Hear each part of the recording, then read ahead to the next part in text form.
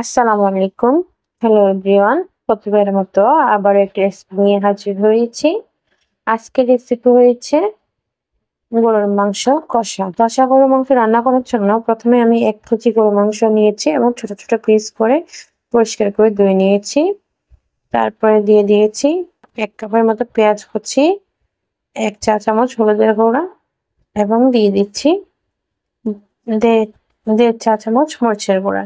তারপর দিয়েছি কিছু গোটা মসলা, তেজপাতা, এলাচ, দারচিনি, লবঙ্গ সবগুলো ৩টে, ৩টে করে দিয়েছি এবং স্বাদ মতো লবণ দিয়েছি এবং তেল দিয়েছি। এই পর্যায়ে আমি একটু মাখিয়ে নেব সবকিছু। সবকিছু ভালো করে মাখা হয়ে গেলে আমি বাকি মশলাগুলো এড করব। এখন গুঁড়া মশলাগুলো আমি আগে মাখিয়ে নিয়েছি তেলের সাথে। তারপর আমি এড করছি রাঁধুনি গরুর মাংসের মশলা। তারপরে ১ টিস্পুন আদা বাটা এবং ১ টিস্পুন রসুন বাটা। আবারও সবগুলো ভালো করে মাখিয়ে নিচ্ছি। গরুর মাংস যত ভালো করে মাখিয়ে নিতে পারবেন, তারপর যত ভালো রেস্টে রাখতে পারবেন ম্যারিনেট করে, তত গরমে ভালো লাগবে। আমি ০.৫ ঘন্টা মাখিয়ে রেখে দিয়েছিলাম। ০.৫ ঘন্টা পরে আমি দিয়ে দিয়েছি একটা বড় সাইজের টমেটো কুচি। দিয়ে আমি চুলায় বসিয়ে দিয়েছি। আমি সবকিছু দিয়ে মাখিয়ে রেখেছি ৮ ঘন্টা। ৮ ঘন্টার পরে চুলায় বসিয়ে দিয়েছি এবং চুলায় বসিয়ে ৫ মিনিট পর ফিরে এসেছি। ৫ মিনিট পর ফিরে এসে গরুর মাংস থেকে একটু পানি বের হয়ে গিয়েছে, সামান্য একটু কষানো হয়ে গিয়েছে, তো আমি ভালো করে নেড়েচেড়ে দিয়েছি। তো ভালো করে নেড়েচেড়ে দিয়ে আবারও ঢাকনা দিয়ে রান্না করে নিচ্ছি। ৫ মিনিট পরে আবারও ফিরে আসছি। তো ৫ মিনিট পরে আমি আবারও ফিরে এসেছি। আবারও ভালো করে নেড়েচেড়ে দিচ্ছি।